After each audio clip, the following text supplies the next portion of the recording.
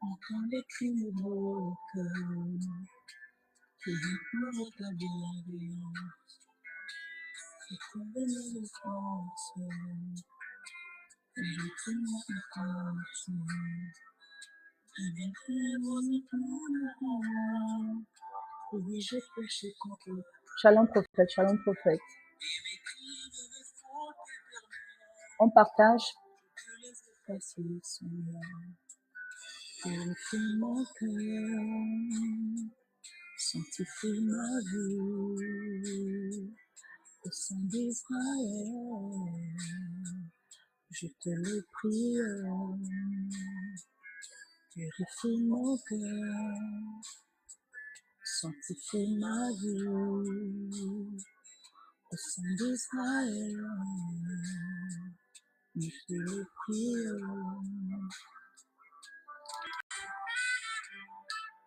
Soyez les bienvenus à notre culte, notre deuxième culte qui est en français. De là où tu es, tu peux partager afin de bénir une âme.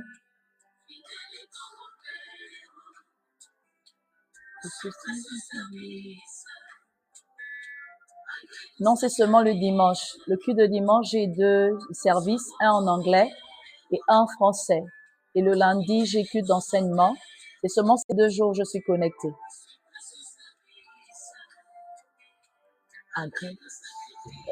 Je crois que ça, c'est Donna qui m'écrit, n'est-ce pas, Freddy, là? Shalom chérie, ça va? Sois la bienvenue. Partageons sur les différents groupes. Aujourd'hui, nous parlons de l'amour de Dieu. Shalom diaconesse. Oh, sanctifie ma vie au sein d'Israël. Je te le prie.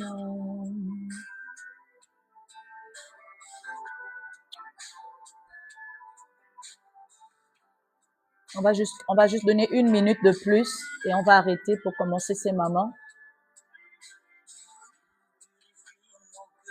Purifie nos cœurs, sanctifie nos vies, au sein d'Israël, nous te le prions.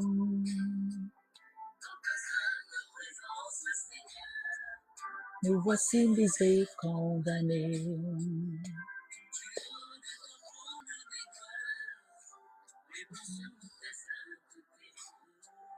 Purifie nos cœurs. Amen. Sois béni, Marc. Sanctifie nos vies au sein d'Israël. Nous te le prions. Purifie nos cœurs.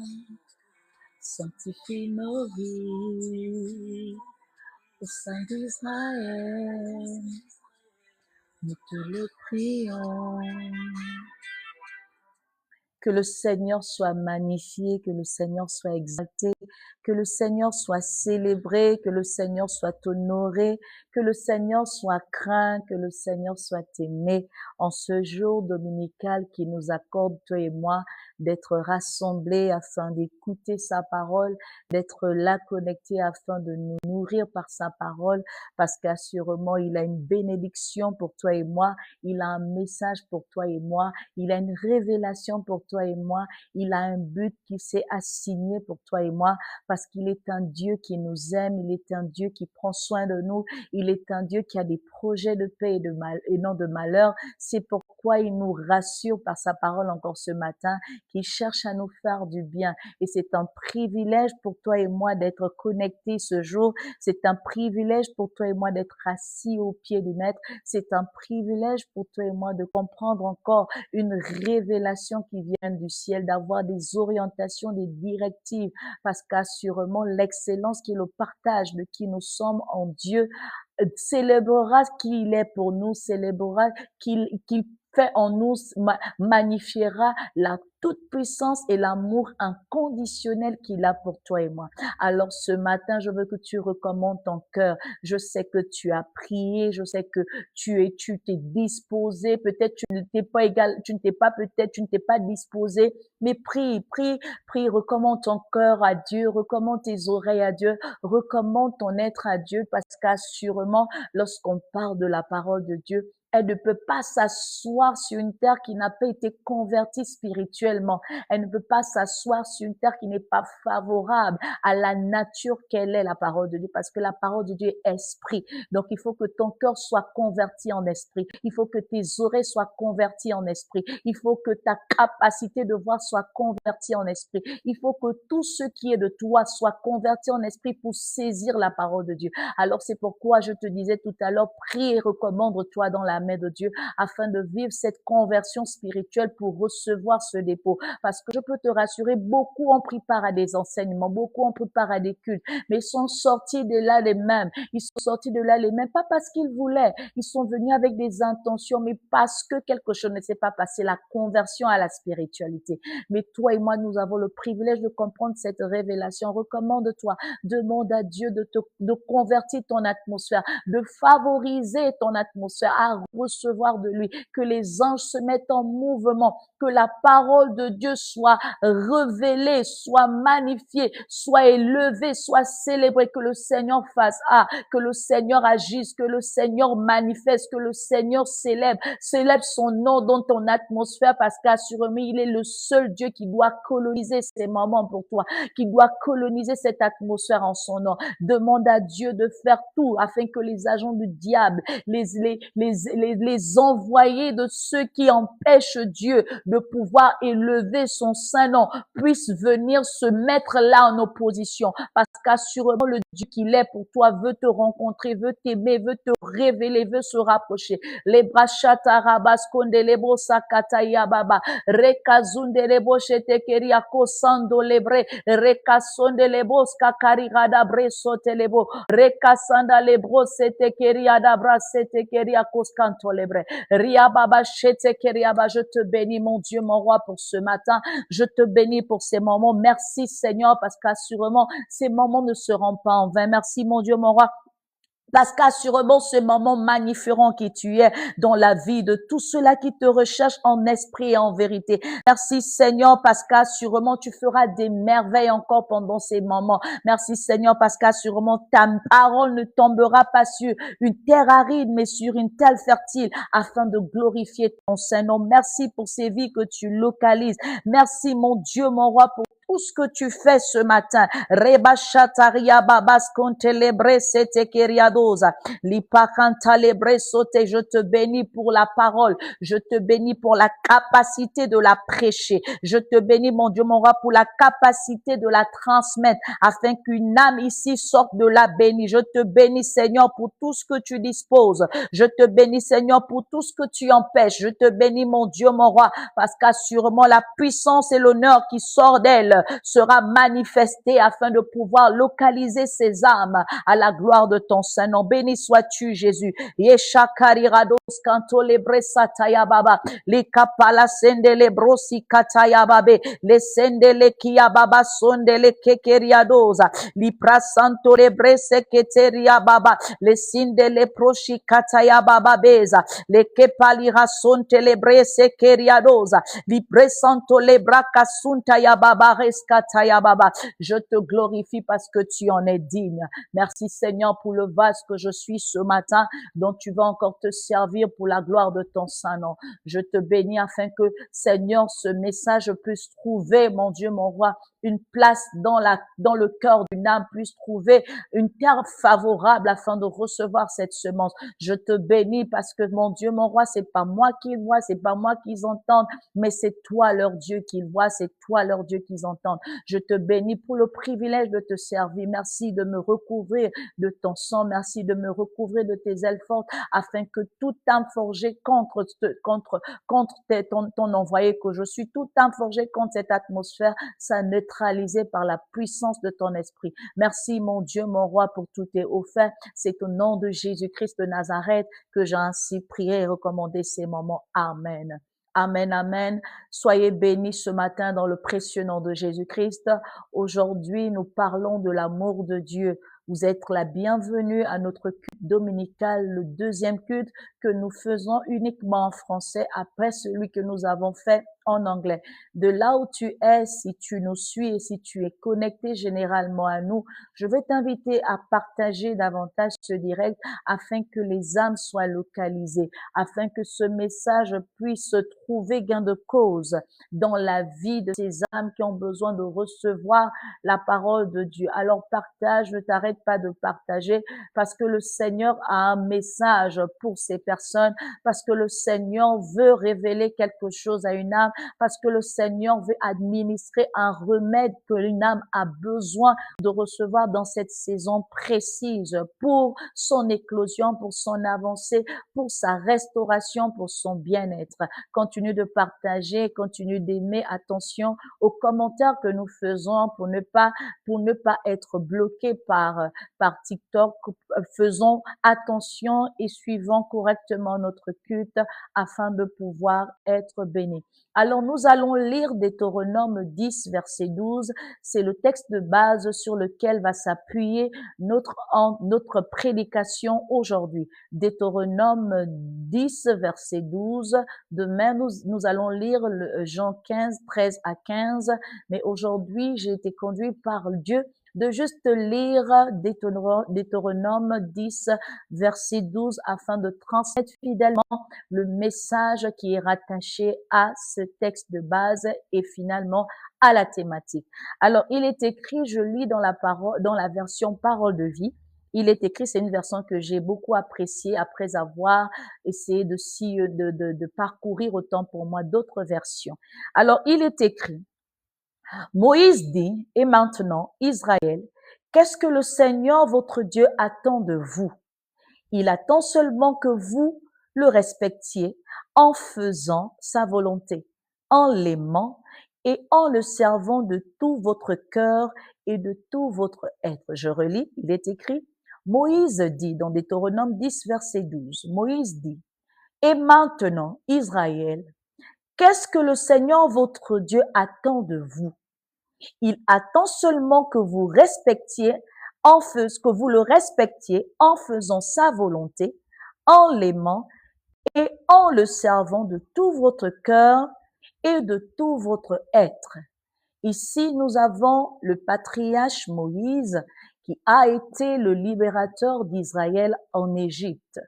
Et là, il est dans la péricope où il est en train de révéler au peuple d'Israël les attentes de son Dieu, certainement parce que ce dernier avait, comme pour habitude, désobéi à ce Dieu, parce que malheureusement, étant toujours faibles dans leur chair, avaient tendance à recourir aux choses et aux dieux qui ne confessaient pas leur Dieu ou qui avaient pour but d'égaler le Dieu qu'ils étaient supposés offrir un culte agréable et en qui ils devaient être entiers. Alors, Moïse ici essaie de transmettre la pensée même de Dieu à ce peuple afin qu'il puisse certainement s'aligner. Parce que je sais une chose, c'est que lorsque Dieu parle à une âme, lorsque Dieu parle à une assemblée, lorsque Dieu parle à ses élus, il parle avec une intention déjà arrêtée. Et généralement, lorsqu'il parle, c'est pour révéler une direction à prendre parce que dans cette direction, il y a son plan parfait. Et comme Dieu qu'il est, dans le plan qu'il a organisé au sujet de l'humanité, qui est d'abord en premier une œuvre de la rédemption, assurément les directions qu'il permet à ces créatures d'emprunter, c'est pour toujours trouver l'œuvre, pour accomplir l'œuvre de la rédemption et pour pouvoir glorifier son Saint-Nom. Et là, devant la déclaration, l'exhortation de Moïse, on regarde et on remarque que c'est une direction qu'il révèle parce que assurément il y a des intentions bien arrêtées derrière cette direction qui fera en sorte que Dieu soit remis au centre et soit honoré par son peuple. Alors le Seigneur nous parle de l'amour de Dieu. Je sais une chose, c'est que tu es tombé déjà plusieurs fois sur ces genres de messages, mais je reste persuadée d'une chose, le Seigneur ne parle jamais en vain, et même comme un sujet peut être répété, ce n'est pas en vain que c'est répété, et quand une chose est répétée, ça devient pédagogique, et on ne l'oublie pas certainement parce que c'est déjà inscrit en nous. Alors si le Seigneur parle de l'amour aujourd'hui, l'amour de Dieu, c'est parce qu'il y a quelque chose qu'il veut notifier en toi, c'est parce qu'il y a quelque chose qu'il veut révéler en toi, c'est parce qu'il y a une orientation qu'il veut te donner, c'est parce qu'il y a quelque chose qu'il veut fixer assurément dans le but de se glorifier et de te permettre de mener à bien cette marche avec lui. Alors le Seigneur nous parle de l'amour de Dieu par cette thématique, mais la direction qu'il souhaite que j'emprunte ce matin par sa volonté, ce n'est pas l'amour qu'il a manifesté envers nous, mais l'amour que nous devons exprimer envers lui. Parce que oui, nous savons, même si nous ne l'acceptons pas par notre rigidité charnelle, de ce que Dieu nous a aimés le premier, cette vérité ne sera pas exclue, ne sera pas annulée parce que nous ne la voulons pas. C'est une évidence et c'est une réalité. Dieu est amour et Dieu nous a aimés avant même que nous l'aimions. Dieu nous a tant aimés parce que malgré notre péché, il s'est quand même revisé pour pouvoir nous accorder une restauration éternelle en donnant ce sacrifice Christ pour nous racheter à un si grand prix. Donc, que tu le valides ou pas, qu'importe ta croyance, qu'importe ta position, qu'importe la posture que tu as vis-à-vis de ce qui est de la réalité de ce Dieu, ça ne change en rien cette vérité parce que Dieu est amour, parce que Dieu t'a aimé sans que tu l'aimes, parce que Dieu a donné le sacrifice pour te reconsidérer dans ton état initial. Donc, le Seigneur te parle de cet amour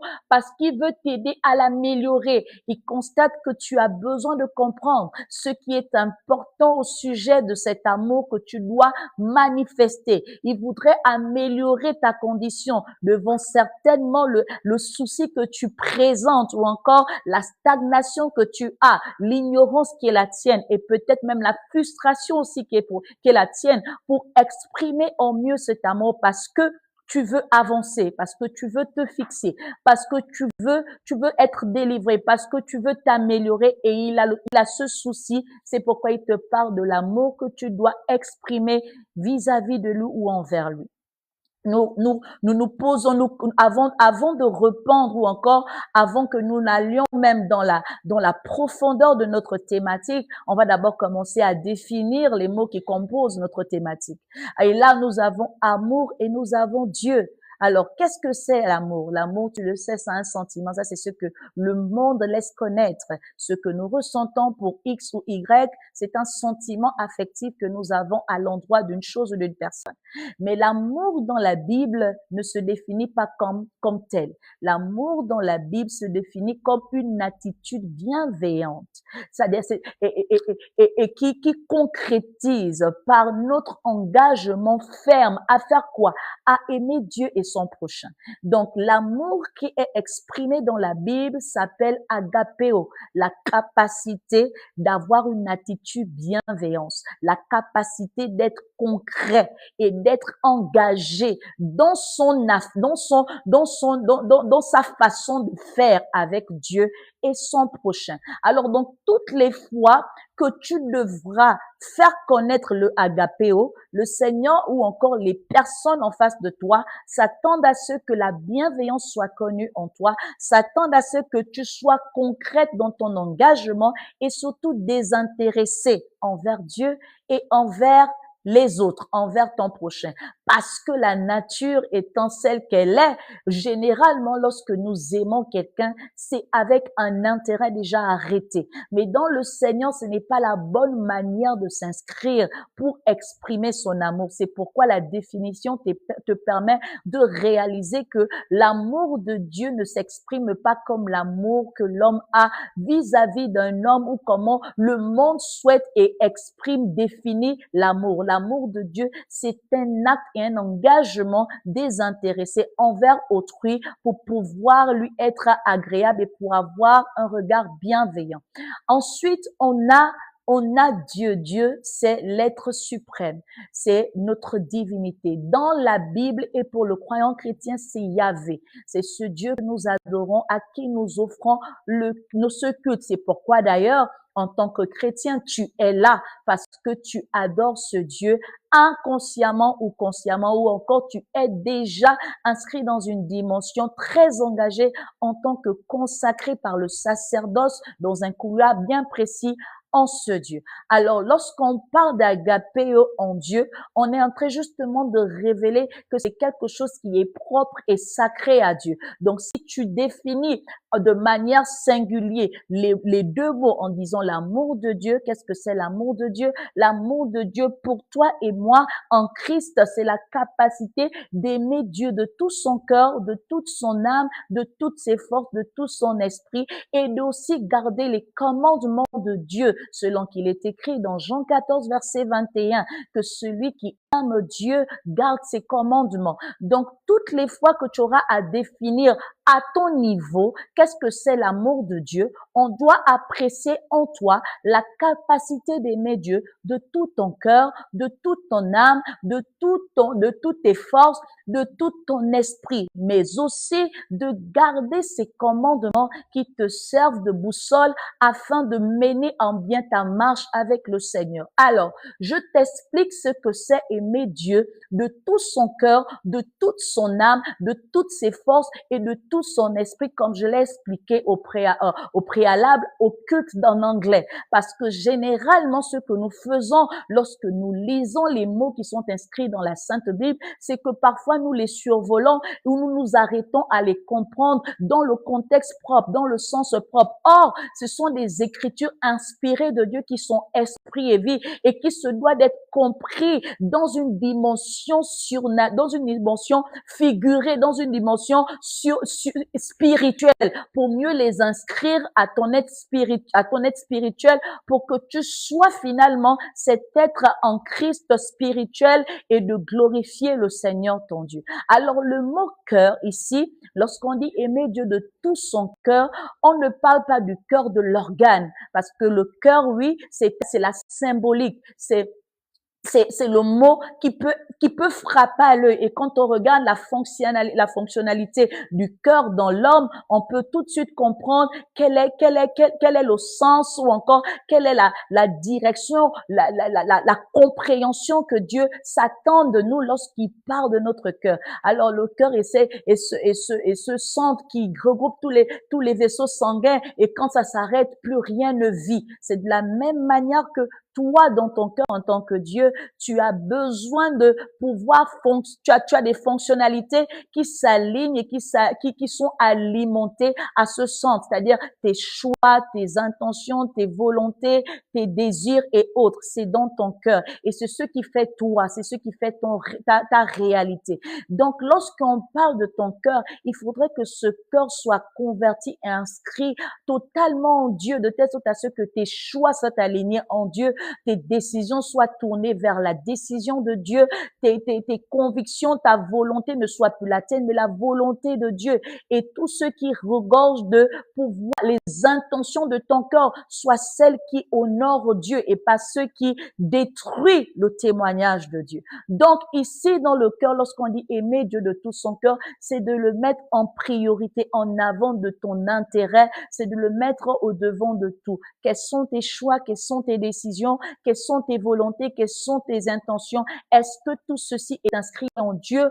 ou on peut véritablement le voir être aux commandes et être le propriétaire, le guide de tous ces éléments en toi. L'âme, c'est quoi? C'est l'intellect. L'âme, c'est quoi? C'est la capacité de réfléchir, de pouvoir comprendre les choses, de pouvoir penser. Et c'est dans ça que doit s'inscrire ton amour, l'expression de ton amour en Dieu. La capacité, tes pensées doivent être des pensées saines. Ton intelligence, dans ton intelligence doit être renouvelée par l'intelligence de l'Esprit de Dieu. Ta capacité de raisonner doit prioriser ce que Dieu révèle. Et c'est par cette dimension qu'on pourra apprécier la place qu'occupe Dieu dans ton intellect, dans ton âme, parce qu'il n'y a qu'une âme inscrite en Dieu qui n'est pas corrompue et qui agit selon son Dieu. Donc, la capacité d'aimer Dieu, c'est de penser comme lui, c'est de réfléchir comme lui, c'est de pouvoir raisonner comme lui, de telle sorte à ce que le ciel soit connu et qu'on puisse attester de son règne, de sa domination et de tous ceux qui s'alignent à la révélation du royaume des cieux. La force ici, ce n'est pas la violence. Le Seigneur ne t'invite pas à être violent. Parce que quand on mentionne la force, on voit tout de suite ce qui est brutal, ce qui se force. Non. Lorsqu'on parle de la force, c'est ton endurance, la capacité d'avoir la maîtrise de soi, la patience, la tempérance, la douceur. C'est tout cela qui fait la force. Parce que c'est dans ça que Dieu se révèle effectivement capable. La capacité de faire des exploits. C'est ça la force. Mais tout cela réside dans ton potentiel d'avoir cultivé l'endurance, d'avoir cultivé la patience, d'avoir cultivé la persévérance, d'avoir cultivé la modération, la tempérance et tout cela qui te permet serve contre la maîtrise de soi. C'est ce qui permet à ce que tu sois dans une force inscrite qui soit agréable à Dieu. Donc, celui qui aime Dieu est patient. Celui qui aime Dieu persévère. Celui qui aime Dieu est constant et régulier. Celui qui aime Dieu a la capacité d'être discipliné et rigoureux. Celui qui aime Dieu n'est pas confus. C'est tout cela la force. Celui qui aime Dieu est intègre. Celui qui aime Dieu est modéré. Celui qui aime Dieu temporise. Celui qui aime Dieu fait toutes ces choses et fidèlement. Tout cela, c'est la force, c'est ça. Ce n'est pas être brutal, parce que la brutalité ne résout rien, mais c'est la capacité de contrôler les choses, de telle sorte à ce que Dieu soit véritablement en train d'agir dans ce contrôle, comme il a dit à ses disciples. Pourquoi vous êtes agités par rapport à la tempête? Parce que le Seigneur, qu'il était à la maîtrise, avait une force de maîtrise en soi grâce à sa capacité d'être inscrit dans l'amour de Dieu.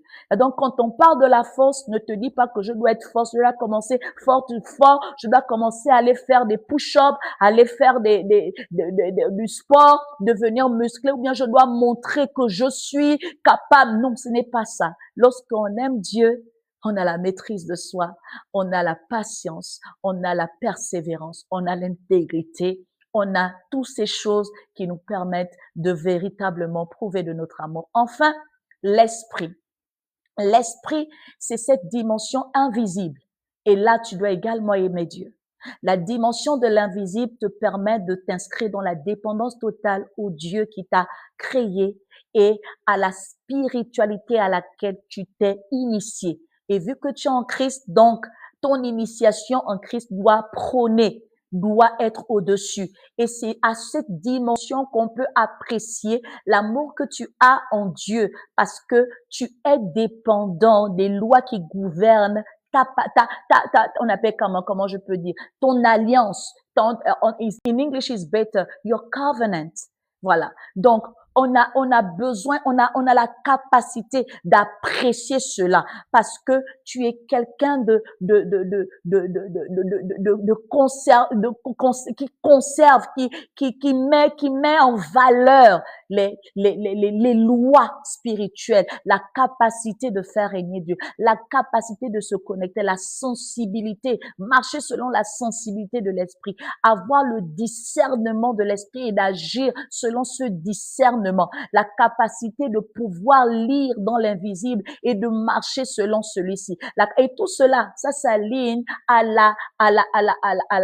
à la loi, à la direction, au chemin que Dieu s'est tracé dans le monde irréel. Parce que assurément, composé de l'esprit, tu en as la capacité. Ce n'est pas une excuse de toujours dire ma chair est faible, mon cœur est disposé, le Seigneur sait. Non, tu dois cesser d'être de ces gens, de cette catégorie des croyants qui excusent leur chair et leur incapacité au niveau humain parce qu'ils ne veulent pas s'inscrire et comprendre qu'ils sont composés d'un esprit qui a la capacité de se connecter à ce Dieu esprit et de pouvoir dominer et d'assujettir le règne de Dieu de telle sorte à ce que cette dimension, tu sois également aligné en ayant une expression qui révèle que Dieu est véritablement le maître de ta vie et il est au centre de tout, de sorte à ce que ton amour pour lui soit véritablement connu. Enfin, la capacité de garder la parole de Dieu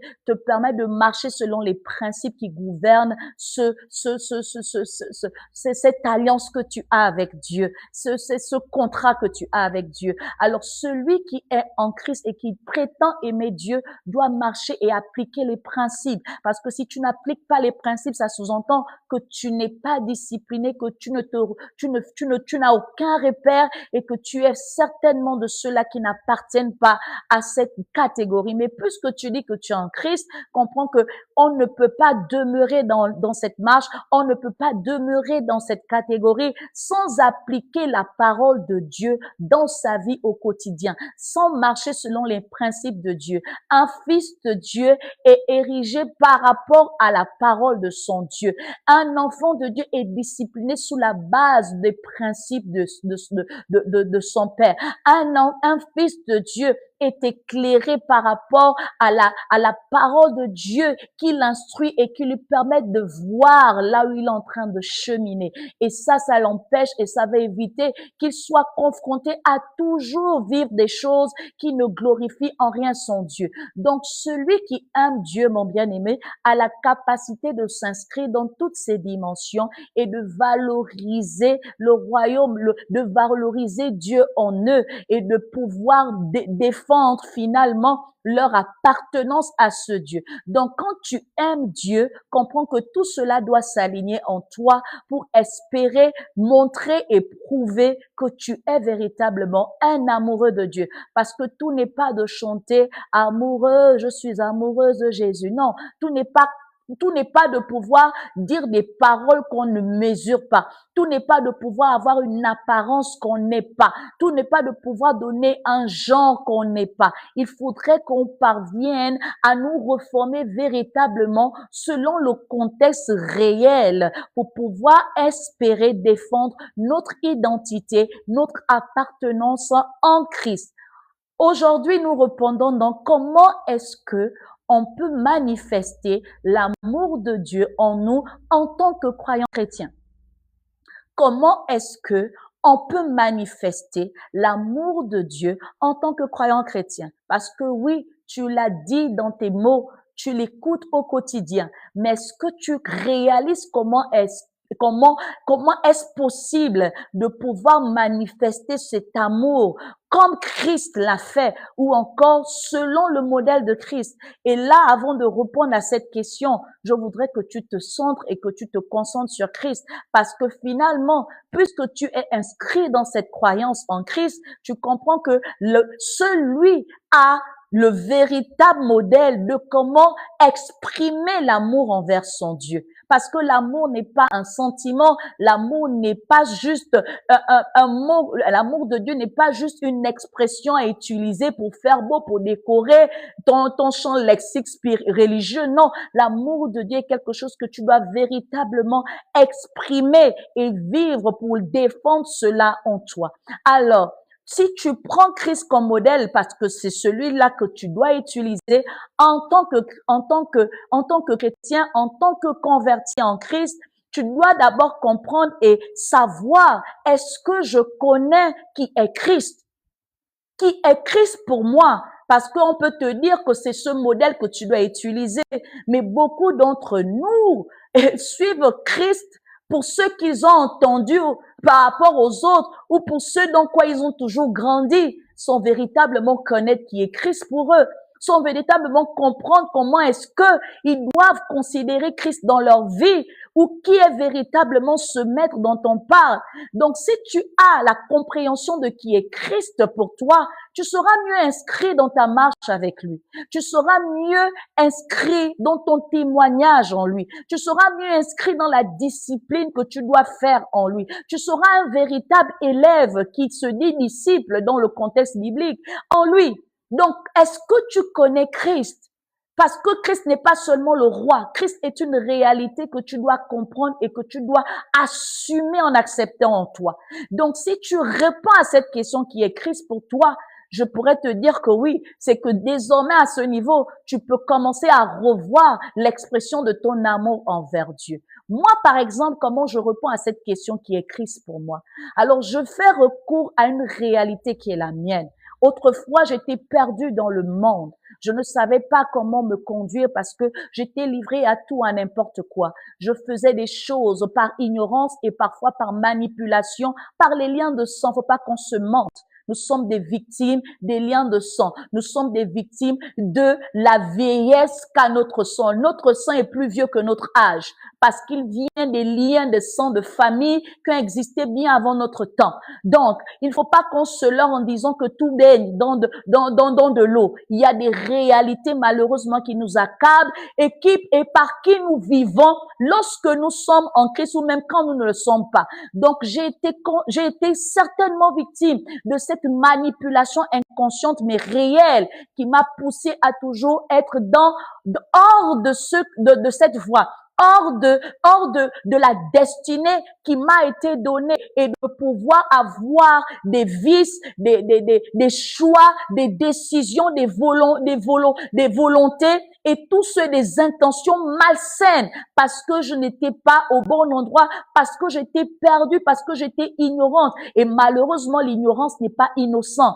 Malheureusement, l'immaturité n'est pas innocente, comme on l'a dit la semaine dernière. Malheureusement, les excuses ne sont pas innocentes. Ça nous condamne à un certain niveau. C'est pourquoi je te le dis pour que tu te révises, pour que tu te ravises dans ta position. Alors, j'étais en train de te dire, lorsque je n'avais pas encore connu le Seigneur, j'étais livrée à moi-même, malheureusement. Et ça faisait de moi une victime et une proie à l'ennemi, de sorte à ce que il se glorifie de qui je suis. Et c'est comme ça que pendant mon cheminement, alors qu'avait fixé Dieu, il me rencontre dans une situation qui n'est pas forcément agréable parce que le Seigneur, lorsqu'il veut te rencontrer et te faire comprendre que celui est Dieu, il crée des contextes qui t'obligent et qui t'imposent à comprendre que l'impossibilité n'est réduite et n'est résolue que par lui, le Dieu de l'impossibilité, parce que dans lui, il n'y a pas d'impossibilité, tout est possible. Alors le Seigneur m'a inscrit dans une scène où j'étais contraint de réaliser que cette impossibilité-là ne deviendrait que possible en lui.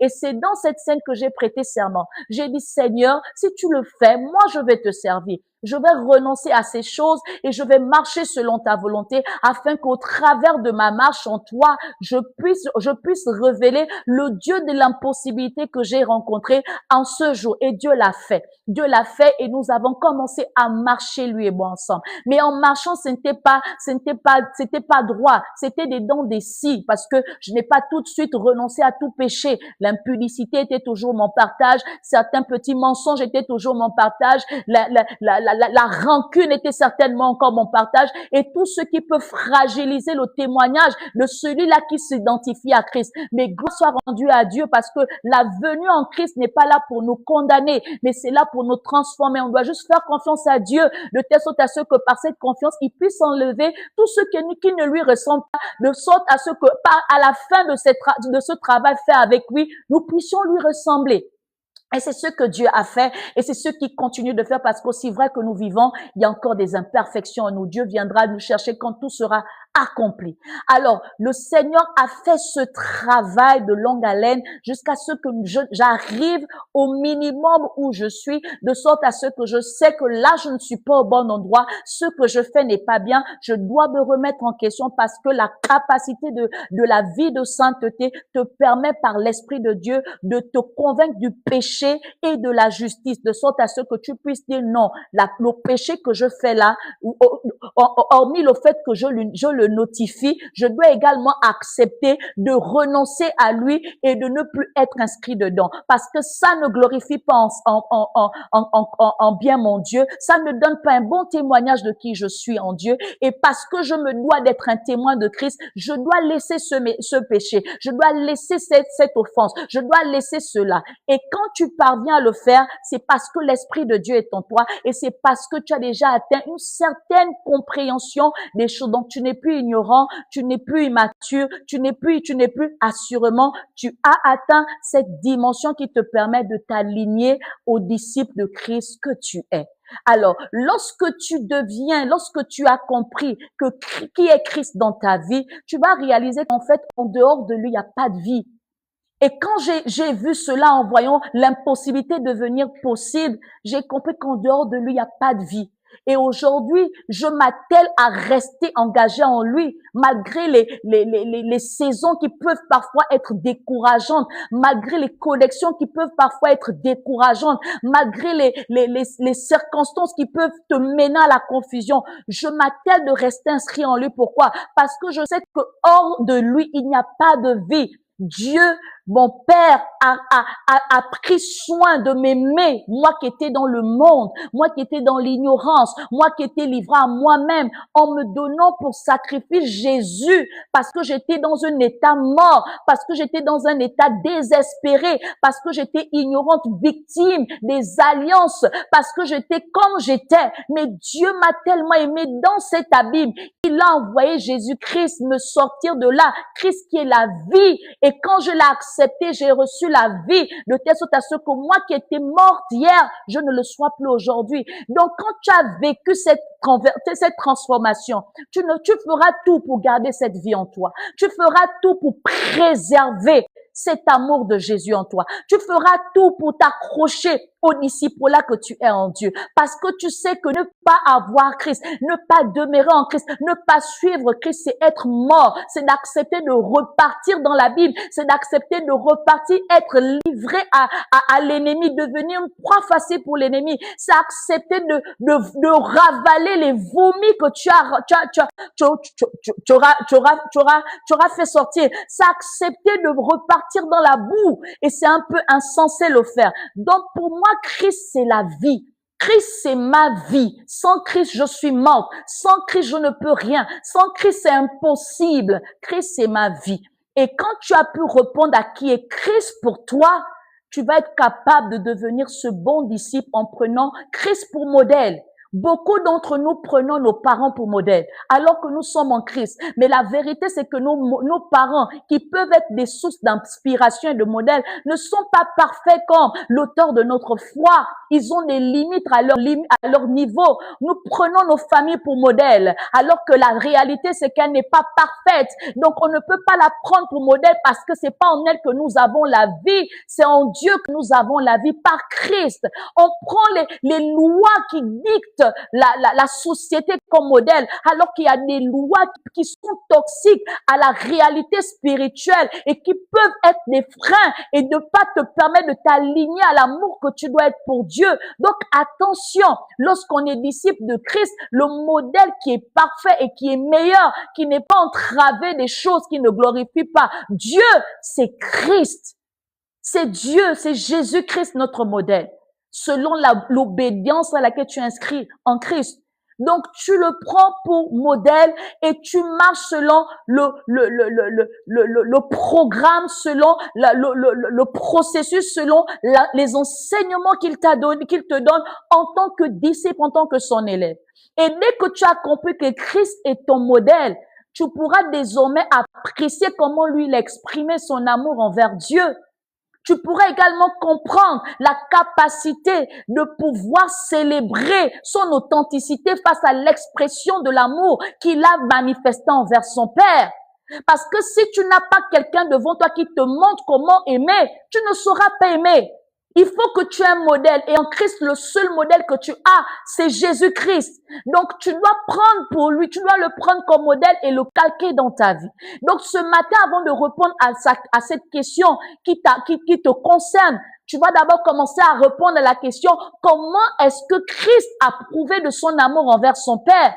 Comment est-ce que Christ a manifesté de l'amour vis-à-vis de son Père? Et là, on va répondre avec la première réponse en disant, en répondant à son appel, gloire soit rendue à Dieu, parce que la semaine dernière, nous avons parlé de l'appel de Dieu. Oui, et nous avons été bénis selon tout ce que Dieu nous a révélé au travers de cette thématique que tu pourras resuivre. Et je t'encourage à resuivre cela sur ma page, sur la page du ministère Be Virtuous in Christ, qui est dans YouTube, sur notre chaîne. Tu pourras suivre et tu seras béni si tu avais sauté certaines informations qui vont déterminer la manière de marcher dans cette nouvelle saison en 2026. Alors, je disais, la première question que tu réponds, la première réponse que tu as face à cette question, comment est-ce que Christ a manifesté l'amour envers son Père, c'est par le fait qu'il ait répondu à son appel. Mais comment est-ce que Jésus a répondu à son appel? Il n'a pas répondu à son appel seulement quand il est né dans l'étable, non, et que les rois mages sont venus célébrer qu'il est, non. Christ a répondu parce que là c'est la base, c'est le commencement. Et généralement dans nos commencements, nous sommes inconscients, nous sommes ignorants. La plupart d'entre nous, nous venons des familles religieuses, mais nous n'avons pas été convertis bien que nous étions de ces familles. Donc on peut dire que dans le contexte de Christ, peut-être c'était ça son niveau, c'était ça son standard, bien qu'il soit révélé être le Fils de Dieu. Alors, donc il a commencé à conscientiser, à faire valoir son appel lorsque la Bible nous révèle au sujet de son passe-temps investi, de son temps, autant pour moi, investi chez les maîtres de la parole, les rabbins, à recevoir l'enseignement pour pouvoir répondre pleinement à son appel. Et donc, lorsque Jésus a répondu à son appel, c'est la capacité d'avoir été exposé chez les rabbins pour recevoir la parole de Dieu qui allait lui permettre de connaître le Dieu auquel il appartient, de connaître le code, de comment est-ce qu'il devait mener la mission, de connaître, de révéler, d'agir selon la connaissance. Yes, bien qu'il soit mandaté par Dieu. Donc, Christ a été investi, exposé à la parole. Au point où lorsqu'il sort de cette dimension, quand ses parents le cherchent, il dit, pourquoi vous me cherchez? Je suis en train de faire l'œuvre de mon Père. Et l'œuvre de son Père, il n'était pas déjà en train d'exercer le ministère, non. Il était en train de s'aiguiser dans la parole de Dieu. Il était en train de pouvoir comprendre les principes, les notions, d'être averti, oui. Parce qu'on peut avoir l'appel, mais on a besoin de l'authentifier par les formations, par les préparations. Mais toi, comment est-ce que tu vas répondre à l'appel si tu n'as pas été formé? Comment est-ce que tu vas répondre à l'appel si tu n'as pas été à côté d'un maître et que tu as appris de lui? Comment tu vas répondre à l'appel si tu ne prends pas Christ pour modèle? C'est pourquoi ce matin, l'humilité et la grâce de Dieu voudraient qu'on te réitère que répondre à l'appel t'inscrit à comprendre. Et pour comprendre, tu as besoin de quelqu'un qui t'explique et qui t'enseigne. Donc, Christ a répondu à son appel en s'exposant à l'enseignement, à la connaissance par des maîtres. Ensuite, plus tard, la Bible nous montre encore une dimension de son authenticité face à la réponse de son appel. Il dit, lorsqu'il ouvre dans la synagogue les Écritures, il tombe dans le livre de Ésaïe qui dit, l'Esprit du Seigneur est sur moi, il m'a oint pour délivrer les captifs, pour libérer les opprimés, etc., etc. Il affirme encore qu'il répond audiblement et avec authenticité, avec conscience de cette mission qui est la sienne. Il le dit parce qu'il désormais il a la connaissance de ce qu'il doit faire. L'Esprit du Seigneur, il affirme, il dit, voici ce que je suis supposé faire, délivrer les captifs, libérer les opprimés, faire ceci, faire cela. Il a répondu à son appel en exprimant son amour envers son Père. 2, il a accepté son appel. Oui, parce que parfois on peut répondre à l'appel pour donner l'information d'agir, mais après on n'agit pas. Parce que l'appel sous-entend être invité pour agir, pour poser des actes, pour pouvoir avoir une information dans le but de pouvoir marcher selon et de pouvoir fonctionner selon cette information.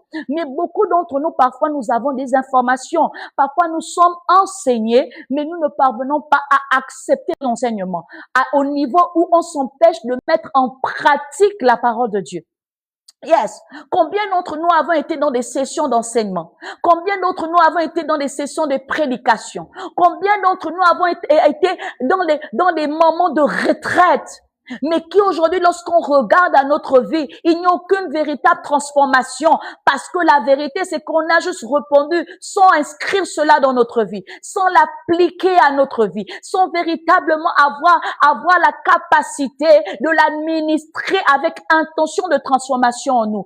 Résultat, il n'y a pas d'effet, il n'y a pas de résultat parce que on ne l'applique pas, parce qu'elle ne devient pas une réalité en nous. On a tué le potentiel de la parole de Dieu reçue en nous par le refus de l'appliquer, par le refus de la garder en nous, par le refus de raisonner et de devenir incrédule parce qu'on s'est interdit de pouvoir l'observer.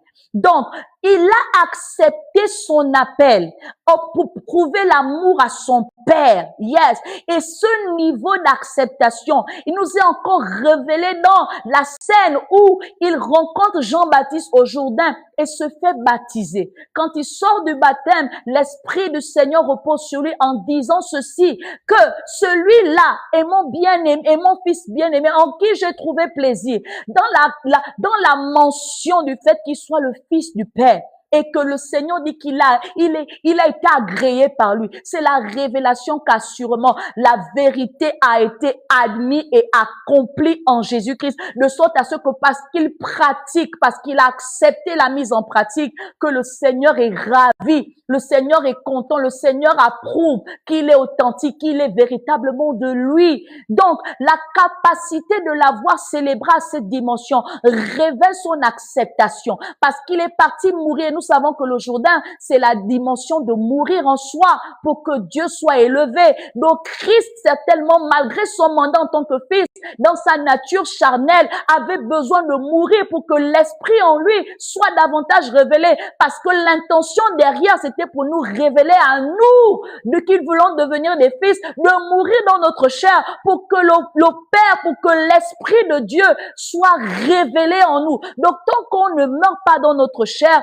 aucune révélation du ciel ne sera possible. Donc, il faut qu'on aille véritablement dans le Jourdain mourir pour que la révélation des fils de Dieu que nous sommes soit authentifiée. Et mourir dans la chair, ce n'est pas seulement lorsque tu as été baptisé, parce que beaucoup se disent que comme ils sont passés dans l'eau, ils sont déjà morts dans la chair. C'est faux. Je connais beaucoup de personnes qui sont baptisées d'eau, mais qui sont restées dans la chair, dont l'épaisseur, tu te poses la question, mais finalement, là qu'il a posé, est-ce qu'il a compris ou est-ce qu'il la réalise? Parce que tu es juste surpris que la même personne qui a été baptisée d'eau se retrouve encore dans l'impudicité, se retrouve encore dans le vol, se retrouve encore dans le mensonge, se retrouve encore à désacrer le culte, se retrouve encore à désacrer le sacré, se retrouve encore à tourmenter les autres, se retrouve à jalouser, à persécuter, se retrouve à garder rancune des années, parce qu'il veut trop faire vivre l'air, alors qu'il prétexte être mort dans l'eau et de laisser la place au Saint-Esprit, même comme la chair souffre, parce qu'il veut authentifier son identité en tant que fils. Donc, le baptême des eaux doit valoriser véritablement dans ton esprit la mort dans ta chair. Donc, tu peux passer à l'eau, c'est bien. C'est une démonstration physique. Mais avant de passer à l'eau là, dans le jour, il faut que tu passes dans l'esprit pour que la chair en toi meure et que l'esprit de Dieu vive. Ta dimension d'accepter l'appel en Christ, ta dimension d'accepter ton identité en tant que fils de Dieu. Mourir au Jourdain, spirituellement, mais aussi physiquement, parce que là également, il y a d'autres qui se disent que quand on a fait l'aspersion de l'eau, on est baptisé. Non. Celui qui doit véritablement s'inscrire au standard au standard minime de Dieu doit être capable d'avoir reçu le baptême par immersion. On doit quand même t'avoir mis dans une grosse quantité d'eau. Ton corps est tout rentré. Après que bien sûr on ait consacré cette eau comme un Jourdain. Et quand on te sort de là, on authentifie ton baptême. Donc, si tu ne l'as pas fait et que tu te dis que comment t'as aspergé là où tu étais là, c'est ça le baptême, non. Si tu suis Christ, le modèle du baptême, c'est d'aller dans l'eau et de sortir de l'eau. Et quand tu le fais, rassure-toi aussi que ton dedans rentre dans l'eau et sort au nom de Jésus. Pour que tu sois notifié comme Christ que tu suis, comme étant bien-aimé de Dieu, en qui il trouve un grand plaisir, parce il est agréablement surpris et ému de qui tu es, par le fait que ta chair a été crucifiée et que ton esprit a été élevé parce que tu auras renoncé à elle. Et ensuite, quand il finit le Jourdain, qu'est-ce qui se passe? L'Esprit de Dieu qui s'est reposé sur lui, le conduit dans le désert. Toujours une dimension d'acceptation. Jésus-Christ a montré qu'il aimait Dieu dans cette dimension. Quand il part dans le désert, il part pour 40 jours et 40 nuits afin de jeûner et de prier. La dimension de la préparation pour répondre à son ministère, pour montrer que véritablement, il ira là où il a été mandaté d'aller. Et dans cette dimension d'acceptation, à ce niveau du désert, c'est généralement là on connaît la privation, la persécution. On connaît parfois le doute, la fatigue, les manquements et tout. On connaît également ce on appelle la capacité de pouvoir être tenté. Mais tout cela, c'est pour faire ressortir le géant en nous. C'est pas pour montrer le peurant en nous. C'est pour révéler le fils que nous sommes. Mais beaucoup d'entre nous à ce niveau, c'est là où nous renonçons. Surtout lorsque les choses ne vont pas bien. C'est là où nous trouvons des prétextes pour attribuer cela à Satan. Toutes les choses qui peuvent être mal ne sont pas forcément inscrites être de Satan. Non! Il y a des choses que Dieu permet pour pouvoir révéler véritablement notre véritable nature. Il y a des saisons que Dieu permet pour pouvoir vraiment procéder à la sélection. Et toi, comme tu es quelqu'un qui est un partisan du moindre effort, qui n'accepte pas de passer par ce feu, tu t'auto-exclus ou encore tu trouves des prétextes. Mais la vérité, c'est que en t'exemptant, tu manques et tu t'exclus de la bénédiction et de la localisation divine. Et c'est là où généralement beaucoup manquent la grâce et changent leur grâce avec quelqu'un d'autre. Tu deviens une disgrâce et la personne en face de toi devient une grâce parce que tu auras refusé de payer le prix, parce que tu auras refusé d'accepter de passer par le feu. Mais comment est-ce qu'on va connaître ta valeur si tu ne connais pas ces moments de feu? Comment est-ce qu'on va connaître ton endurance si tu ne connais pas ce moment de feu? Comment est-ce qu'on va authentifier ton identité si tu n'acceptes pas de passer par ce désert? Comment est-ce qu'on va te crédibilité si tu ne passes pas par ce feu? Comment est-ce que tu seras quelqu'un de fiable si tu ne connais pas ce feu? Et c'est là où beaucoup d'entre nous n'acceptons pas l'appel et ne prouvons plus l'amour à Dieu. Mais ce matin, je suis venue te faire réaliser comment est-ce que ton amour en Dieu est biaisé, comment est-ce que ton amour en Dieu est manipulé par toi-même. Parce que les épreuves pour toi sont sont des sujets de mort pour toi. Non, il y a des épreuves dans la chair qui sont des orientations, qui te redirigent là où Dieu veut te rencontrer. Il y a des saisons de disette où Dieu veut prouver ton humilité. Yes. Il y a des saisons, des changements où Dieu veut prouver ta fidélité. Mais c'est là, à ce moment où toi, tu manifestes l'infidélité. C'est à ce moment où tu deviens irrégulier, irrégulière. C'est à ce moment où tu deviens constant. C'est à ce moment où tu deviens duel. C'est à ce moment où tu deviens stable. C'est à ce moment où tu deviens comme tu es en ce moment.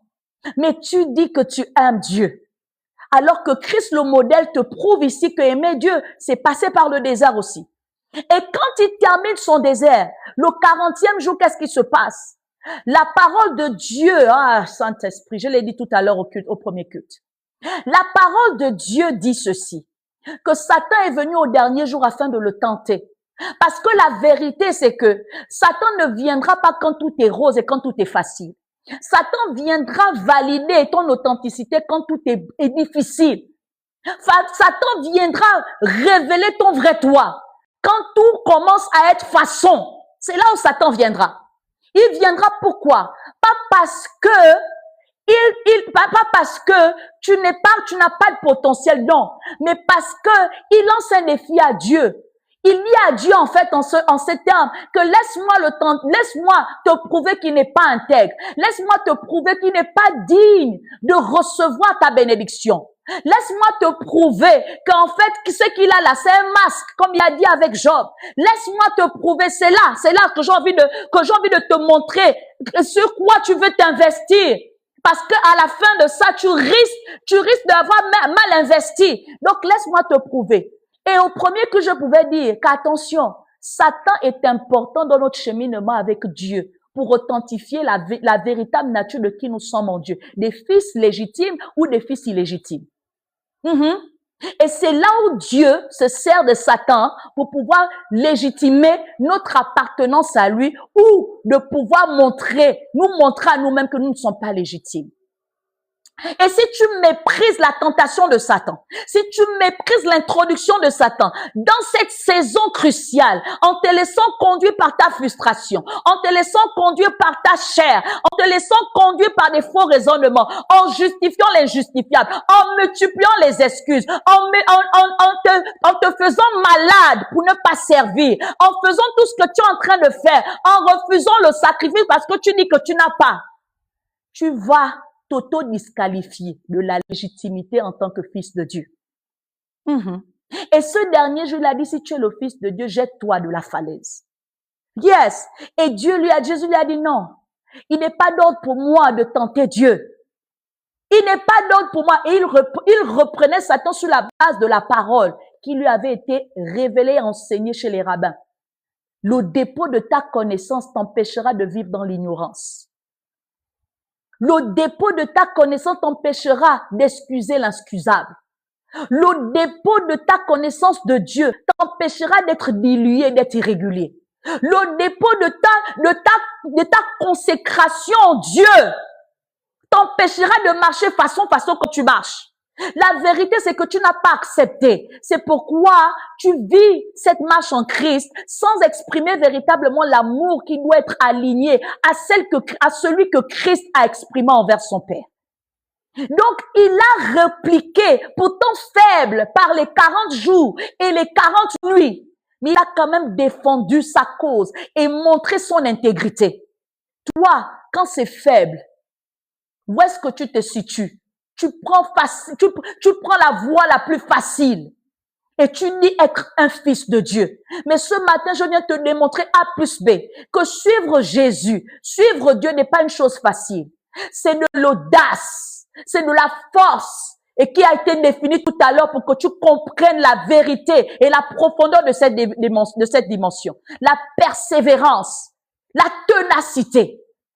Yes, l'endurance, c'est ça. Quand tu es en Christ, ça c'est être là. On connaît les véritables fils, ceux qui sont des ailes quand ça souffre, mais qui laissent le vent les pousser. C'est ça quand tu as accepté. Quand tu as accepté, Dieu n'est pas le Dieu des gens qui disent, Seigneur, donne-moi l'hommage, c'est ton hommage. Tu dis, je suis béni de Dieu, je suis béni de Dieu. Non, parce que ça, je le dis souvent, le monde là, les impies se marient. Yes, les sorciers se marient. Les occultistes se marient, ils ont tout ça, ils ont ces biens. Mais qu'est-ce qu'ils n'ont pas que nous pouvons avoir dans Dieu? Et c'est ce qui est difficile. Mais ce matin, je viens de te révéler cela pour que tu sois capable de révolutionner ta saison. Cette saison-là, tu dois changer et authentifier ta légitimité en tant que fils de Dieu. Arrête d'être un zinzin dans cette cour. Sois un légitime. Arrête d'être un rigolo dans cette cour. Sois un légitime. Arrête d'être quelqu'un de faible. Sois revêtu de la force de l'Esprit de Dieu. Arrête ça. Tu ne fais que t'exposer à des choses qui vont toi-même te faire du mal. Arrête ça. Tu ne te fais pas du bien. Arrête d'excuser l'inexcusable. Arrête de mener ta vie ta vie de prière comme tu la mènes. Tu ne te fais pas du bien. Tu es en train de t'enfoncer dans une tombe. Arrête ça. Arrête ça. Tu te tues toi-même.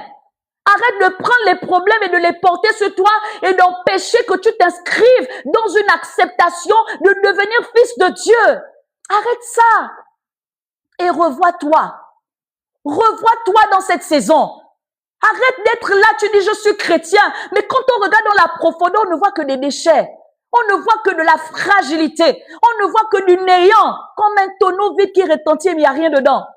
Arrête ça. Et ce message, c'est pour te révolutionner, à reconditionner ta nature véritablement en tant que fils. Accepte. Parce que c'est quand c'est difficile que le diable est le procureur qui vient authentifier si véritablement tu es valide. Si véritablement tu mérites. Ça, c'est pas Dieu. Parce que le monde spirituel est érigé par des lois. Par des lois. Donc la loi là, si elle ne s'aligne pas à toi, elle ne s'accorde pas à toi, tu es condamné et Dieu n'a rien à faire. Parce que toi-même, tu as laissé la porte, le terrain sur lequel on peut venir jouer et avoir le droit sur toi. Et Satan est le prince de ce monde. Donc il a des pleins droits sur toi si tu ne t'alignes pas. Voilà. Donc Dieu, Jésus-Christ a montré son amour en acceptant ces dimensions. Il a également montré son amour parce que quand il sort du Jourdain, lorsqu'il sort du désert, qu'est-ce qui se passe? Revêtu de l'Esprit, il va à Galilée et il administre la puissance de Dieu. Toi, depuis que tu es en Christ, dans les lieux où tu pars, tu révèles qui? Incapable de prêcher Jésus, de par tes choix, de par ta manière d'être, de par ton langage, de par tes actions. Incapable. Mais tu es un missionnaire qui est supposé, par ta vie de disciple, à gagner les âmes à Jésus-Christ. Avant d'être ce pasteur, ce prophète, ce quoi que tu te donnes comme titre. Et on est là, on confond. Hey, moi, je suis une prophétesse, j'aime dire les choses comme elles doivent être dites. Je suis désolée de te faire souffrir dans ta chair. Mais c'est ça la vérité affranchie. Ce matin, tu vas pas encore m'aimer comme tu m'as pas aimé la semaine dernière. Ce n'est pas grave. Mais je suis en train de te dire ceci. Que tu dois comprendre que ta vie est une Bible ouverte, c'est un témoignage. Avant de dire, oh non, ce pasteur, il n'est pas un exemple, il n'est pas ceci, cette église à quoi? Toi-même, qui est inscrit dans Jésus-Christ, et que tu peux dire que cette personne-là s'est appris, ne fait plus ça, parce qu'elle m'a vu le faire. On attend toujours les efforts des autres, alors que nous, soi-même, on n'est pas capable de s'aligner à ces efforts. Depuis que tu es en Christ là, qui véritablement te suit, qui tu emmènes à Jésus, tu annonces l'évangile à qui? Pour dire que tu aimes Dieu. Parce que celui qui aime et qui démontre son amour parle de Jésus. Pas en disant les versets. Oh non, Philippiens 3, versets, tu récites les versets. Entre réciter et les vivre, c'est deux choses différentes. Parce que ceux qui vivent ces versets impactent véritablement. À ton passage qui tu impactes, qui tu révolutionnes à s'inscrire véritablement dans une vie qui plaise à Dieu. Au point quand il se regarde lui-même, même s'il te jalouse, même s'il te combat, lui-même il sent que non, le niveau de ton appartenance est un niveau véritable. L'évangile doit être annoncé par ta vie. L'évangile doit être annoncé par ton quotidien. Qu'est-ce que tu acceptes chez toi? Que lorsque les gens te regardent, se posent la question si véritablement tu es un chrétien. Tu es une chrétienne. Qu'est-ce que tu acceptes dans ton environnement comme connexion? Tout n'est pas de dire que Jésus-Christ marchait avec tout le monde, oui.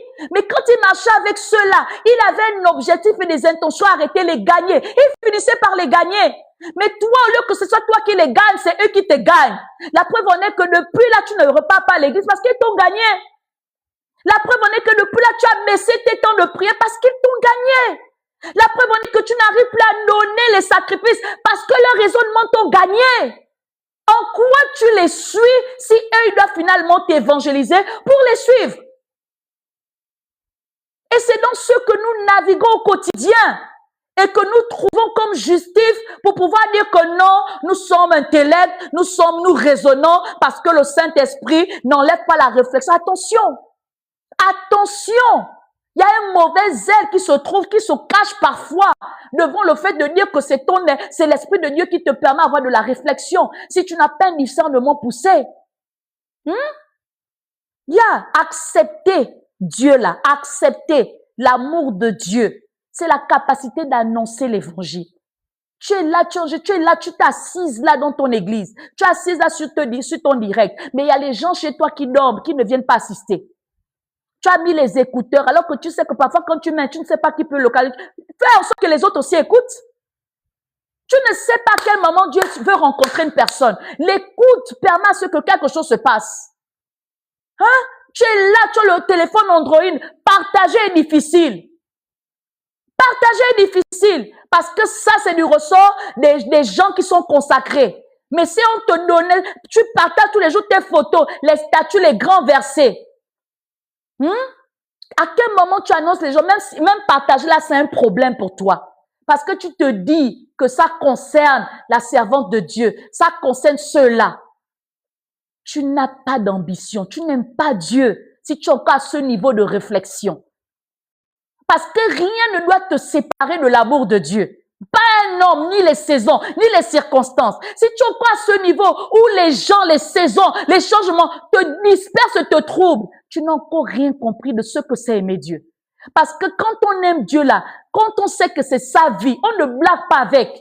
Qu'importe les saisons, qu'importe les circonstances, qu'importe les complexités, on s'y attache parce qu'on sait que notre vie en dépend. Lorsque tu es sur le point, lorsque on remarque les gens qui sont sur le point parfois de mourir, qui sont dans des situations complexes, qu'est-ce que nous faisons? L'instinct de vie. Si Christ est ta vie, à chaque fois que tu seras au paroxysme de la fin, l'instinct de vie va réagir pour te défendre, pour que tu reviennes à la vie. Accepte. Accepte pour démontrer ton amour. Annonce l'évangile pour démontrer ton amour. Vis Christ que tu dis que tu pries, aux heures que tu dis que tu pries. Parce que quand on est véritablement quelque chose dans le secret, ça finit par se faire connaître.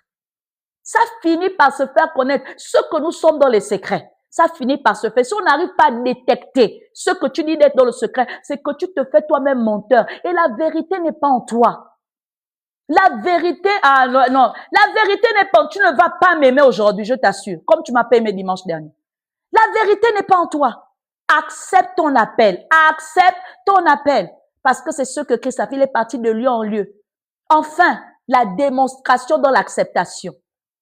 Tu es là, tu es en Jésus-Christ. Mais les démons jouent avec toi. Le Seigneur Jésus a dit que celui qui a confessé qu'il est dans sa vie chassera les démons en son nom. Toi, qui tu chasses au nom de l'Éternel des armées qui est parti? Hein? Qui tu chasses? Les démons jouent avec toi. Ils te tapent les coudes. Et tu trouves ça normal. Tu trouves normal de rester dans l'impudicité. Tu trouves normal de rester dans le mensonge. Tu trouves normal de rester dans ta paresse. Tu trouves normal de rester dans ta rancune. Tu trouves normal de rester dans tes frustrations. Tu trouves normal de rester dans ton mensonge. Tu trouves normal de rester dans la persécution de la paix des autres. Tu trouves normal ce que Dieu ne trouve pas normal. Comment est-ce que tu vas chasser ces êtres déchus autour de toi, si ce n'est qu'entretenir des zones négatives autour de toi? Tu es là, tu trouves normal d'entretenir la tristesse. Tu trouves normal, my God, de professer que des malheurs. Tu trouves normal. À quel moment tu vas chasser le malheur de toi si tu trouves normal que tu dois t'apitoyer sur ton sort? Parce qu'un fils de Dieu parle la vie. Donc, même si la situation n'est pas favorable, tu proclames la vie parce que c'est ce qui te définit en tant que fils de Dieu. Tu es une lumière, tu n'es pas les ténèbres. Mais comment est-ce que tu te confortes à proclamer le malheur et à te dire que c'est dans ça que tu vas retrouver ton confort? C'est une illusion. C'est un suicide spirituel si tu ne sais pas. C'est un suicide. Tu annonces l'aurore de ta destinée par des mauvaises paroles. Comment est-ce que tu vas avancer? Comment est-ce que tu vas véritablement entretenir une atmosphère harmonisée spirituellement où les anges montent et descendent? Comment est-ce que, dans ton acceptation, démontre par ta foi qui tu es en chassant les démons, en agissant comme quelqu'un qui est authentique? Quand tu te lèves, tu sais ce qui se pointe, tu connais, tu peux détecter le malaise. Et tu agis parce que tu connais. Ne sois pas quelqu'un qui dit une chose et qui fait son contraire. C'est entretenir les démons autour de toi. Et un fils de Dieu ne peut pas être à l'aise là où il y a les choses qui soient contraires à la lumière de son Père, à la lumière de son royaume. Donc, on était au deuxième point. Tout ce que je t'ai expliqué là, c'était seulement le deuxième point. Le troisième point, comment Christ a démontré son amour pour le Père, c'est en allant, en accomplissant. Il est allé au bout, à la croix. Donc, par l'accomplissement, il est arrivé à Gethsemane. La Bible nous déclare qu'il dit, Seigneur, enlève-moi cette coupe. Le Seigneur dit non, je n'enlève pas. Parce que c'est pas ce qu'on s'est arrangé. Toi, tu connaissais depuis la base que tu devais aller mourir pour eux. Comment tu arrives à Gethsemane et puis tu veux renoncer? Il dit, papa, s'il te plaît, enlève. À un moment donné, de silence. Yes. Le silence est parfois une prière devant son Père pour comprendre les orientations précises et concises. Il observe le silence pour écouter. Toi, quand tu vas dans la présence de Dieu, ton travail, c'est seulement pleurnicher et te plaindre.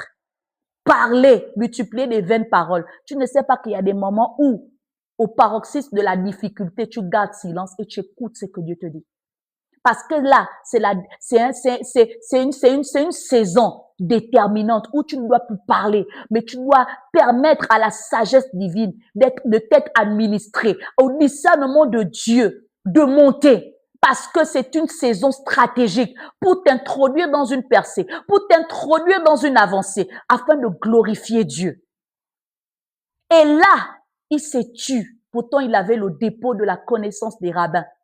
Il avait des expériences avec Dieu. Il a fait des choses extraordinaires. Mais à un moment, il s'est dit que je suis un fils. À ce moment, je dois écouter l'autorité. Et quand il écoute l'autorité, il se rend compte que non, en fait, il doit renoncer. Il dit, Père, pas ma volonté, mais ta volonté, on y va. Quand il quitte de là, il va jusqu'à la croix. Il porte, il transporte, on connaît l'histoire, nos grands-parents pleuraient même quand ils suivaient l'histoire de Jésus, tellement il a fait croire que c'était une souffrance atroce. Mais, il a fait tout le trajet de la passion là. Et puis la Bible nous dit, la dernière parole qu'il a proclamée, qui était la 7e, était tout est accompli quand il a rendu l'âme. Tout est accompli. Ça veut dire qu'il n'avait plus rien à faire. Il était arrivé au terminus de sa mission. Toi, qui dis que tu aimes Dieu, tu t'arrêtes en mi-parcours. Pourquoi? Tu commences un projet, tu arrêtes. Tu es un demi-dieu. Tu es un demi-dieu. Tu es quoi? Celui qui est en Dieu a le DNA de ce Dieu, donc a la capacité de commencer comme son Père commence une œuvre et de parachever comme il la parachève. Toi, tu dis que tu aimes Dieu et que tu es en Dieu, mais toutes les choses que tu commences, tu ne termines pas. À quel moment tu valorises ton authenticité en tant que fils? Yes!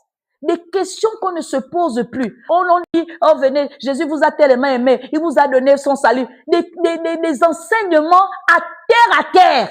C'est pourquoi qu'on a des gens légers en Christ. C'est pourquoi on se fout pas mal des chrétiens. Parce qu'on ne leur permet plus de creuser et d'être dans une logique qui révèle la grandeur de leur obédience. Le Dieu que tu sers est un Dieu qui commence et qui parachève. Comment est-ce que les projets que tu as, tu trouves anormal que tu t'arrêtes toujours en mi-parcours? Tu ne termines jamais. Jamais. Et tu trouves ça normal. Tu ne pries pas pour, tu ne trouves pas des solutions pour, tu trouves ça normal. Ce matin, je viens t'annoncer par ce message que ce n'est pas normal. C'est de t'auto-proclamer, de ne pas être légitime ou encore d'être un demi-dieu. Donc, en d'autres termes, d'être un faux Dieu. Quand tu commences quelque chose, termine. Quand tu promets à Dieu quelque chose, termine. Le vœu que tu as fait à Dieu là, tu n'as pas réalisé. Hein? L'œuvre inachevée là, tu l'as pas réalisé. À quel moment Dieu va être glorifié dans ta vie? À quel moment? Avant de penser l'éternité, avant de penser le tout, à quel moment Dieu va être glorifié dans ta vie? Si tu ne termines jamais ce que tu commences. Tu es toujours là, d'église en église. Le Seigneur m'a révélé église telle. De leader en leader, de père spirituel en père spirituel, de mère spirituelle en mère spirituelle, selon ce qui t'arrange. De relation en relation. Tu trouves ça normal. Mais quand tu venais au départ, tu avais un autre langage. Le Seigneur m'a dit, j'ai reçu la révélation. Ah oui? Tu sais pas que quand tu reçois la révélation, Dieu te dit toujours la fin. Il ne te dit pas le parcours. Parce qu'il sait que s'il te montre le parcours, tu vas refuser l'appel. Yes. Donc, il te montre toujours la partie qui est jolie là. Pour te mettre dedans. Et puis toi, tu es venu parce que c'était joli. Mais je t'informe, à chaque fois que Dieu te révèle quelque chose, derrière est caché des tribulations, des épreuves. Donc, ne dis pas juste, oui, je serai grand quelqu'un, milliardaire, grand pasteur, avec une grande église. Ah oui, c'est bien. Mais derrière la grandeur, là, il y a la persécution. Derrière la grandeur, il y a les pertes. Derrière la grandeur, tu devras mourir en toi. Derrière la grandeur, là, tu devras te priver. Derrière la grandeur, là, tu seras accusé. Derrière la grandeur, là, tu seras convoité. Derrière la grandeur, tu seras persécuté. Les personnes qui t'ont célébré, ce seront les mêmes personnes qui vont dire que je préfère Barabbas que Jésus. Tu auras prié pour eux, on dit, un homme est réveillé la nuit pour prier, c'était pour faire les incantations. Ils ne diront plus qu'ils ont reçu les solutions par rapport à ces prières. Parce que Satan, à cette époque-là, cette saison-là, aura choisi de faire des démons pour toi. Tu penses que la grandeur et les exploits de Dieu s'inscrivent dans la facilité.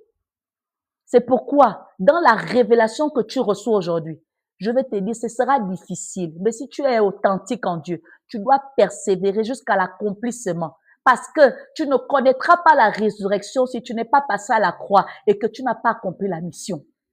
La promesse de Dieu est sous condition. Si tu fais, je te fais.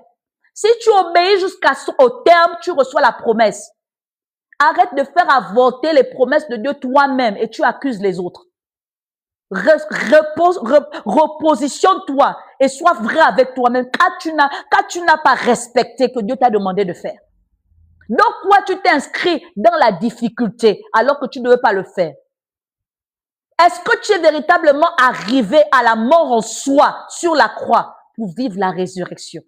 Est-ce que tu mérites véritablement cette bénédiction de Dieu? C'est à ce moment-là que quand tu arrives à répondre et que tu peux dire oui, tu peux maintenant faire une autre formule de dire Seigneur, j'ai tout fait. Comme le roi Ézéchias. Hein? Il a dit à Dieu ce qu'il avait fait, puis Dieu a revu son cas. Là, à ce moment, tu peux te qualifier là-dedans. Mais si tu sais que tu n'as pas bien fait, pars à la repentance et plaide pour la miséricorde.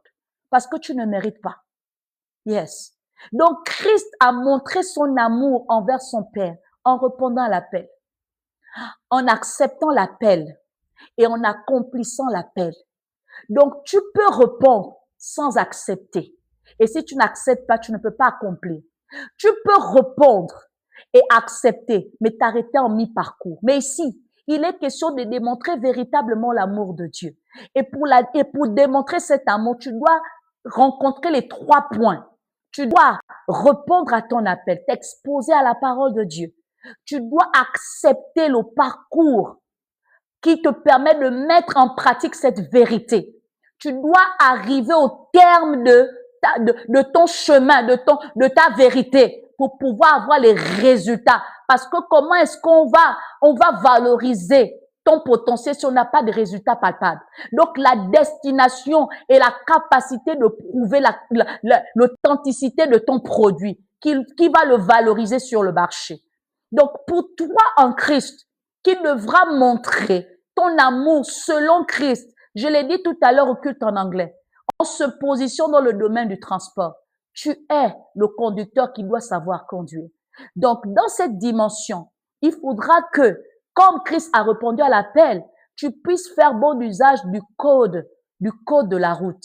Le code de la route, ce sont des connaissances qui te permettent de pouvoir mettre en œuvre et de montrer de ton potentiel lorsqu'on va te mettre en pratique sur la route. Donc, tu dois connaître le code de la route, la parole. Et le code de la route, je l'ai dit, c'est la parole de Dieu, comme on l'a dit quand on a répondu. Le code de la route, c'est la capacité de pouvoir avoir les connaissances, de mettre en pratique les instructions de Dieu, de pouvoir avoir en toi les orientations de Dieu et de les suivre. 2, tu dois te mettre sur la route. Parce qu'on ne va pas apprécier la qualité de ta conduite si tu ne pratiques pas. Donc, tu dois te mettre sur la route. Et la route, là, c'est la voie. c'est le chemin que sur lequel tu es obligé de pouvoir marcher pour atteindre la destinée. Et là, sur ce chemin, le Seigneur a permis à ce que je puisse comprendre ce chemin, comme on l'a dit, comme étant démontré ton potentiel en tant que fils de Dieu, comme étant capable de mettre en pratique cette vérité, comme on l'a dit tout à l'heure. Donc, tu dois pratiquer pour valoriser le conducteur potentiel que tu es. Enfin, tu dois être capable de pouvoir atteindre la destinée parce que tu vas pas passer ton temps à conduire. Il faut que tu t'arrêtes à un moment donné. Donc, la destinée, les résultats que tu auras à faire. Les résultats, c'est pas seulement l'éternité.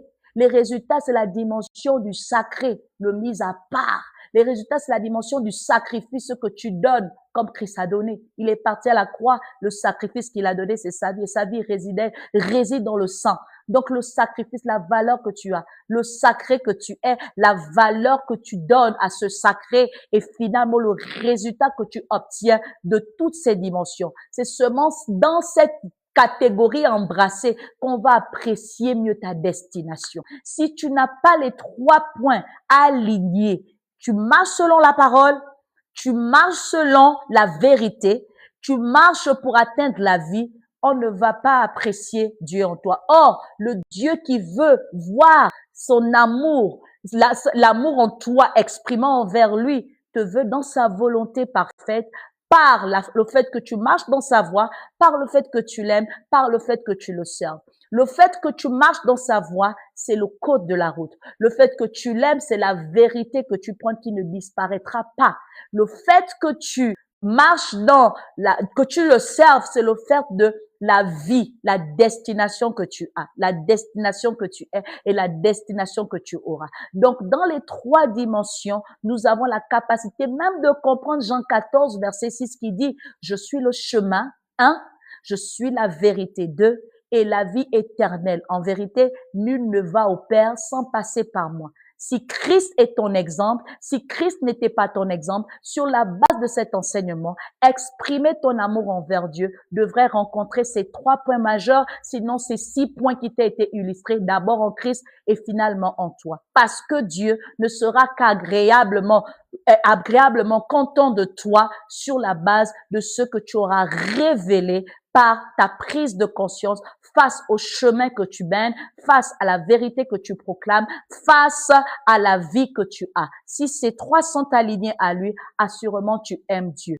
Que le Seigneur te bénisse et que tu fasses bon usage de ce message. Alors que nous allons clôturer cette session, tu vas te recommander à la grâce de Dieu. De là où tu es, tu vas prier. Tu vas demander à Dieu de t'aider à exprimer l'amour comme Christ l'a fait. La capacité de sortir de ta zone de confort, de comprendre que en fait aujourd'hui, c'était l'amplification en mieux et en profondeur du thème de la semaine dernière. Tu comprends que dans cette saison, le Seigneur est en train de te mettre devant tes yeux l'importance d'être dans le détail, l'importance d'être dans la profondeur, l'importance d'être dans la diligence, l'efficacité, la capacité de véritablement dissocier ce qui est faux et ce qui est vrai, la capacité de séparer ce qui est profane et ce qui est saint, la capacité de s'inscrire dans l'authenticité, la capacité de sortir de ce qui est illégitime à devenir légitime, la capacité de véritablement revêtir la dimension glorieuse de ce Dieu que tu sers. Tu ne veux plus vivre cette vie en Christ que tu mènes. Alors que je suis en train de parler,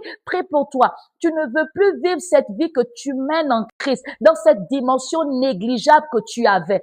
Le manque de répondre à ton appel, le manque d'accepter cet appel, le manque de vivre véritablement dans l'accomplissement de cet appel, l'incapacité d'appliquer le code qui régit cette obédience, l'incapacité de pouvoir marcher comme le veut, assumer les devoirs d'un chrétien, l'incapacité de véritablement assumer une vie nouvelle dans le Seigneur. Ce matin, tu as compris qu'il y a des choses qui doivent changer dans ta vie, il y a des choses qui doivent véritablement être revues dans cette saison et tu te recommandes à la grâce de Dieu, tu te recommandes à sa miséricorde et à sa compassion afin que tout soit revu à l'état pour que tu reprennes un bon départ avec lui.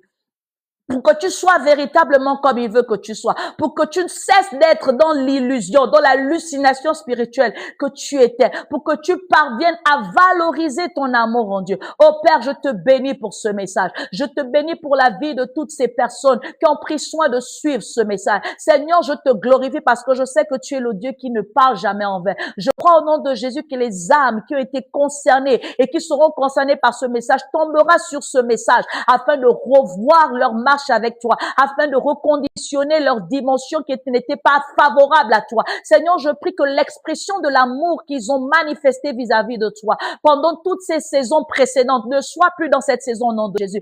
Permets à chacun de prendre Christ pour modèle afin de pouvoir le glorifier, afin de pouvoir le prioriser, afin de pouvoir mieux le valoriser, de par la manière de suivre ce qu'il a fait, de par la manière de dépendre de lui, de par la manière de tenir en lui l'exemple parfait qu'il est pour leur foi. Je te prie, mon Dieu, mon roi, pour la capacité de chacun à connaître tes voies, la capacité à chacun de marcher dans tes voies, la capacité à chacun de t'aimer dans la vérité et de marcher dans la vérité, la capacité de chacun, mon Dieu, mon roi, de demeurer dans une vie qui te plaise et de ne plus se désacrer dans des choses profanes, de ne plus marcher dans l'ignorance, de ne plus marcher dans l'incapacité de prôner l'excellence, de s'interdire d'être dans la quantité que d'être dans la qualité, de s'interdire de se donner à moitié que d'être en entier. Seigneur, je prie au nom de Jésus que ces âmes ne parviennent plus à mener une vie en Christ sans résultat. Seigneur, nous avons besoin de résultats en Jésus-Christ. Nous avons besoin des résultats en tant que fils de Dieu.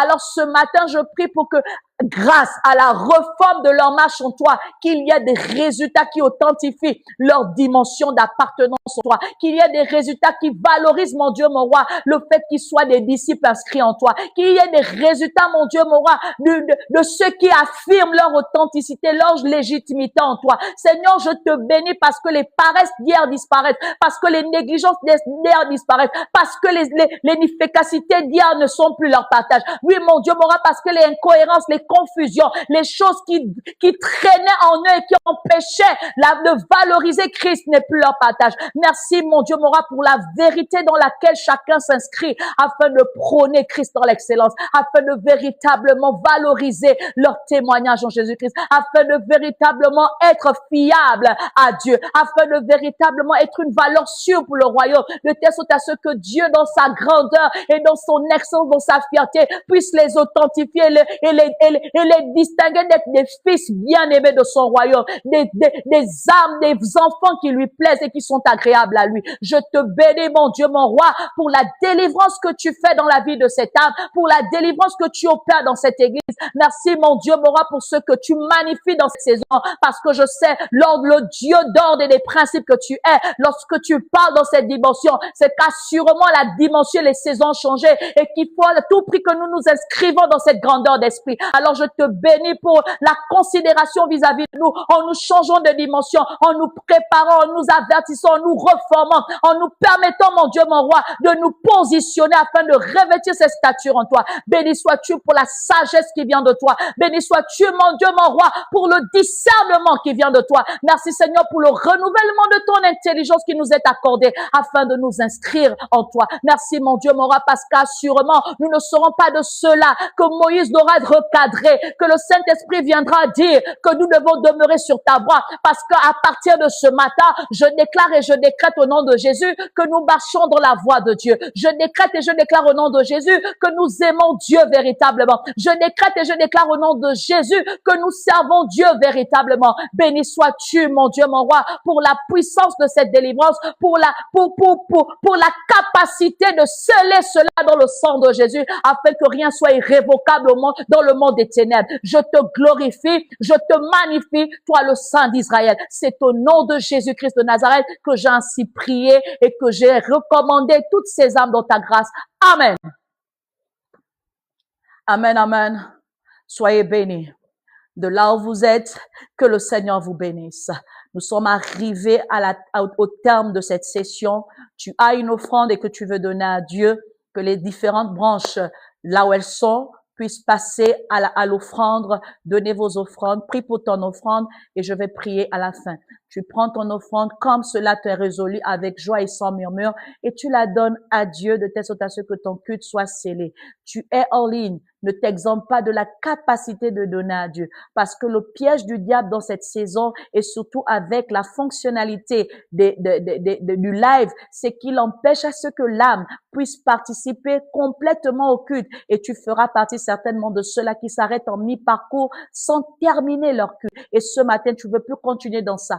Alors donne-le à Dieu parce que tu as été béni par ce message, parce que tu as reçu. Tu peux donner par PayPal, tu peux nous écrire afin qu'on te donne une orientation pour faire parvenir ton offrande. Tu peux donner par TapTapSend, je crois, il y a cette possibilité. Tu peux donner par Airtel Money pour ceux qui sont au Gabon, 076 56 85 86. C'est Aurélia Rad, 076 56 85 86. Madame Rad, Aurélia, c'est ce qui est écrit là-bas. Vous donnez votre offrande ou encore votre dîme ou encore votre soutien.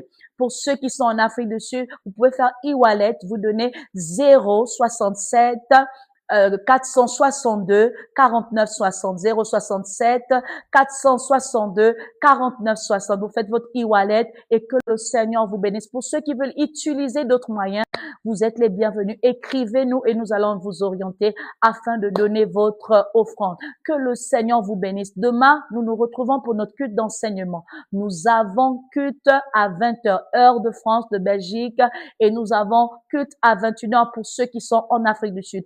À ce culte, nous avons la capacité, après que j'ai fini d'enseigner, qui est d'ailleurs en français, en anglais, de poser la question afin de répondre. Elle peut être alignée par rapport à la thématique qui est prêchée ou encore de manière personnelle afin de davantage comprendre quelque chose que le Seigneur aura permis que tu tombes avec pour pouvoir t'inscrire convenablement dans sa saison par la révélation qu'il t'aura donnée. Donc, demain, viens avec ta question. Par la grâce de Dieu, nous allons répondre et j'espère être une source de bénédiction pour toi.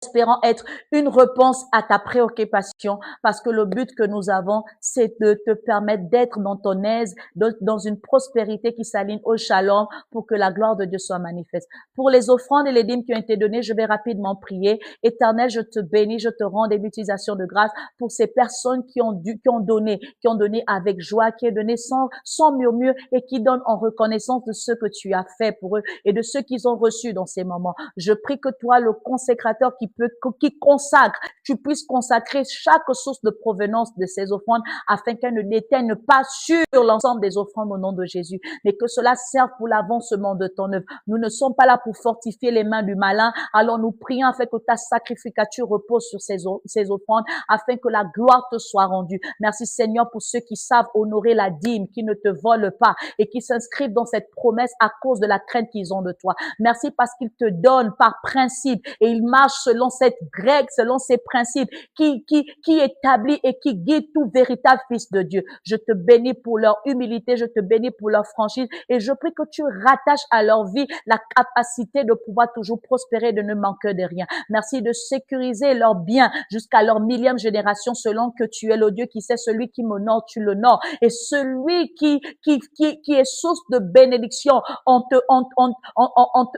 t'adorant, tu bénis jusqu'à la millième génération. Alors, je te bénis pour cette âme qui fait sa dîme. Merci pour ces personnes qui ont eu l'intention, mon Dieu, mon roi, mais qui n'ont pas la capacité de le faire. Je prie que la prochaine fois, tu puisses leur accorder la capacité de le faire parce que toi, le Dieu qui sait sonder dans le cœur et qui connaît la réalité de choses qui ne sont pas connues des hommes, tu sais la vérité en eux et l'intention. Alors, je prie que tu les bénisses pour que la prochaine fois, ils puissent te donner avec joie et participer pleinement à ce culte. Gloire et honneur à toi. Maintenant que nous sommes arrivés à la fin, Seigneur, je te les recommande dans la grâce. Bénis leur semaine, sanctifie leur semaine, facilite leur semaine, pourvois à leur famille, pourvois chacun d'eux au nom de Jésus. Merci de faire des solutions et non des problèmes. Merci, mon Dieu, mon roi, de décompter des situations en leur faveur, de leur accorder la grâce qui vient de toi. Je te bénis, Seigneur Jésus, pour ce que tu feras, même au-delà de ce que nous t'avons demandé, parce que tu es le Dieu qui nous aime d'un amour parfait, parce que tu es un Père pour ceux-là qui ont confié leur vie en toi